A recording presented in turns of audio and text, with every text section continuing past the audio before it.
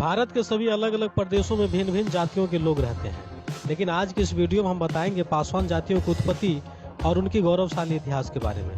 देश की एक ऐसी जाति जिन्होंने कभी किसी की गुलामी स्वीकार नहीं किया, चाहे वो मुगल का शासन हो या ब्रिटिश हुकूमत का दौर।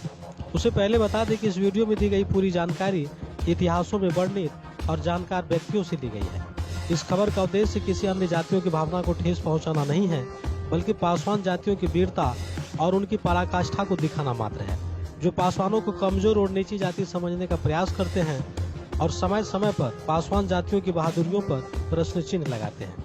तो चलिए खबरों की विस्तार करते हैं। हिंदू धर्म ग्रंथों के अनुसार ऋषि कश्यप के संतान पासवान अर्थात दुसाध समाज को बताया गया है, जिसका गोत्र कश्यप और गहलोत क्षत्रिय होने का दावा किया गया है। तो वही महाभारत महाकाव्य में पांडवों का वंशज होने का जिक्र मिलता है और विष्णु पुराण आदि में दुसाध को विष्णु भक्त प्रहलाद और दानवीर राजा बलि का भी अंश माना गया है। सन 1851 से 1911 के बीच दुसाध जातियों को लेकर हर्बल ऑफ रिस्ले ने the tribes and caste of Bengal में भी वर्णन किया है। वहीं दूसरी तरफ कर्नल राड के अलावे अन्य लेखकों ने प्रमाण आदि द्वारा साबित करके बताया है कि दुसाध क्षत्रियों की एक शाखा है। भाग 1 के पृष्ठ 409-1100 क्षत्रियों की सूची में दुसाध का 400वां स्थान दिखाया गया है। पंडित ज्वाला प्रसाद द्वारा संपादित जाति भास्कर नामक ग्रंथों में भी गहलोतों की 24 शाखाओं में दुसाध लिखा हुआ है। पासवान जातियों की प्राचीन इतिहास बहुत ही पुरानी और दिलचस्प रहा है।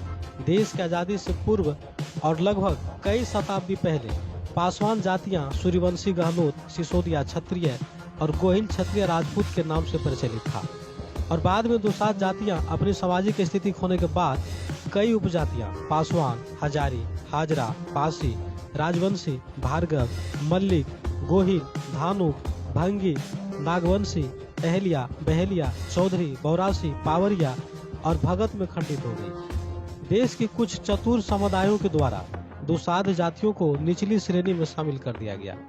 पासवान एक उर्दू शब्द है जिसका अर्थ है अंगरक्षक। पासवान दुसाध समुदाय का उपनाम है। पासवान एक मार्शल और योद्धा जाति है। इतिहासकार के मुताबिक पासवान राजस्थान के गहलोत राजपूत थे, जो मुगलों से लड़ते हुए देश के पूर्वी हिस्सों में चले गए। दुसाध और दुसाध का अर्थ जिस पर विजय प्राप्त नहीं की जा सकती या जिसको बंधक नहीं बनाया जा सकता और जिसको पकड़ा नहीं जा सकता है। दुसाध जाति को पूर्व से ही शक्तिशाली समुदाय बताया गया है। जब अंग्रेज भारत आए और उनका सामना बंगाल के अंतिम स्वतंत्र नवाब सिराजुद्दौला से हुआ, तो उन्हें हराने के लिए दुसाध जातियों की मदद लेनी पड़ी थी और इस तरह अंग्रेजों ने सलाह पर काम किया। 23 जून 1757 में हुए पलासी के महायुद्ध में दुसाधों ने नवाब को हराकर जीत हासिल किया और पलासी युद्ध के महानायक दुसाध जातियों को माना गया। अंग्रेजों ने दुसाधों की ताकत और क्षमता को देखकर उपनिवेशिकों सरकार के लिए चौकीदार, पुलिस और मुखबिर बनाकर सम्मानित किया। सदियों से दुसाधों को शारीरिक रूप से बलवान और ताकतवर माना गया है। दुसाधों की शौर्य और वीरता से मुगल और अंग्रेज भी डरते थे। पासवान जाति भारत के लगभग कई राज्यों बिहार, झारखंड, उत्तर प्रदेश, मध्य प्रदेश, राजस्थान, हरियाणा, उत्तराखंड, छत्तीसगढ़, उड़ीसा, आसाम, पश्चिम बंगाल, पंजाब, आंध्र प्रदेश और नेपाल में रहते हैं। इन सभी प्रांतों में दुसाध जातियों की घनी आबादी है। बिहार में 69,43,000 से अधिक, तो उत्तर प्रदेश में 70 लाख के आसपास पासवानों की बड़ी आबादी है। पासवान जाति शुरू से ही कट्टर देशभक्त रहा है, जो अपनी धर्म की रक्षा के लिए मुगलों और औरंगजेब से कोई समझौता नहीं किया और जान की बाजी लगाकर मुगलों से लोहा लिया।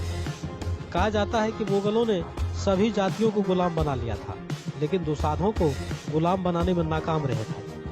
वर्तमान समय में दुसाध जाति अनुसूचित जातियों में सबसे विकसित जातियों में से एक है, जो सभी क्षेत्रों जैसे राजनीति, समाज सेवा, इंजीनियरिंग, चिकित्सा और प्रशासनिक सेवा आदि में है।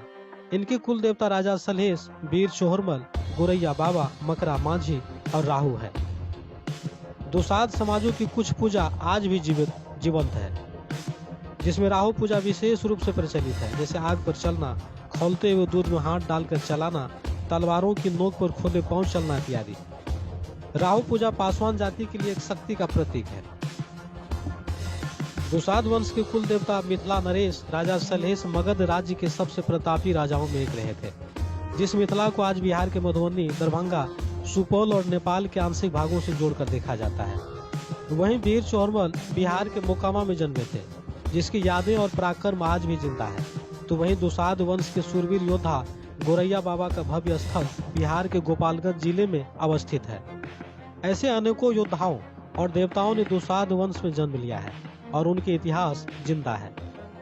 दुसाध के कुल देवता राजा सलहेश मरे नहीं, आज भी जीवित है, ऐसा दुसाधों का कहना है।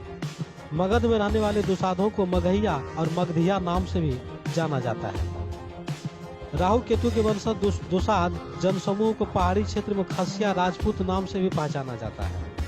सन 1896 और 1907 के दशक में लिखी लेख में दुसाध जातियों का समूल वर्णन मिलता है। प्रस्तुत लेख में दुसाधों के वीर महापुरुष, कुल देवता, राजा महाराजाओं का जिक्र और इनकी अस्मरणीय इतिहास का शोध किया गया है और दुसाधों को क्षत्रिय होने का प्रमाण मिलता है, जिसे वर्ण व्यवस्था के आधार पर निचली जातियों में शामिल कर दिया गया। उत्तर प्रदेश के मध्य भागों में पासवान पासियों की संख्या बाहुल्य है। उत्तर प्रदेश की राजधानी लखनऊ को स्थापित करने वाले लाखन पासी ही थे, जो दुसाध जाति के महान शासकों में एक थे। वही महाराजा बिजली पासी, सुहेलदेव पासी का मजबूत किला आज भी यूपी में मौजूद है। उत्तर प्रदेश के शूरवीर राजाओं में एक रहे सुहेलदेव पासी। महाराजा बिजली पासी, सातन पासी, लाखन पासी ने दुसाध वंश की गौरव को देश दुनिया में ऊंचा किया था।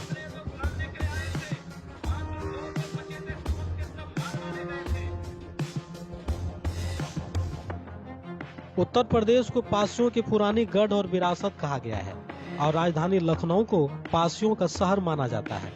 जो लखनऊ आज भी महाराजा लाखन पासी का धरोहर और इनके नामों से सुप्रसिद्ध है। बिजली पासी द्वारा बनाए गए मजबूत किलाओं में नटवागढ़ किला, बिजनौरगढ़ किला और महाराजा बिजली पासी किला विख्यात था। पासियों को नागवंशी, भारसिव और राजवंशी का प्रतीक माना जाता है, जो भगवान शिव के उपासक और शिव भक्त कहे जाते हैं। शिव के अंशावतार पासी जातियों के नागवंशियों का पूरा भारत अधीन रहा था। पासियों के राजपासी राजा कंस बड़े हैं प्रतापी, स्वाभिमानी और अड़ियल रूप वाले थे, जिन्होंने गाजी की सेना खातिम को मौत की घाट उतार दिया था। राजपासी राजा कंस की दहशत से गाजी की सेना में हड़कंप मच गया था और राजा राजपासी कंस कभी शत्रुओं के सामने हथियार नहीं डाले थे। यही राजपासी मध्यकाल के आते आते पासवान कहलाए। नागवंशी भारसिव का प्रमुख पेशा ताड़ी है, जो ताड़ के पेड़ से निकाला जाता है। पासी द्वारा ताड़ के पेड़ से रस निकालकर भगवान शिव को भोग लगाकर प्रसाद के रूप में ग्रहण करते हैं। पासियों के जितने भी पुराने किले और खंडहर हैं, उसके आसपास अधिकतर ताड़ के पेड़ मिलते हैं। इतिहासकार बताते हैं कि योद्धा पृथ्वीराज चौहान को युद्ध में 17 बार पराजित करने वाले आल्हा रुदल ही थे, जो दुसाध जाति से आते थे। 1911 में पासवान समाजों ने अपनी सामाजिक एकता को पुनः स्थापित करने के लिए बड़ी सभा बनाई थी। सभा के जरिए पासवान जातियों ने धीरे धीरे अपने लोगों को एकजुट कर शिक्षा पर बल दिया। लाखों दुसाध जातियों ने अपने आत्मसम्मान और सुरक्षा के लिए बाहरी ताकतों और सामंतवादियों से लड़ते हुए शहीद हो गए। पासवान जातियों के इतिहास और वीरता बहुत ही पुरानी और लंबी है। संपूर्ण जानकारी बता पाना सहज नहीं है। कई उल्लेख पासवान जातियों के हैं। दुसाधों का पूरा इतिहास महान पराक्रम और वीरता से भरा हुआ है। इनकी गौरवशाली इतिहास को मिटाने का खूब प्रयास किया गया, फिर भी यह जीवंत है। पासी पासवानों को नीची जाति बताने वालों के लिए यह जानकारी एक सबक है, जिसे समझने की जरूरत है, जो इतिहास के पन्नों में दफन है। तो इस पूरी खबर को लेकर आप लोग क्या कुछ सोच रहे हैं, हमें नीचे कमेंट बॉक्स में अपनी राय जरूर दें। धन्यवाद।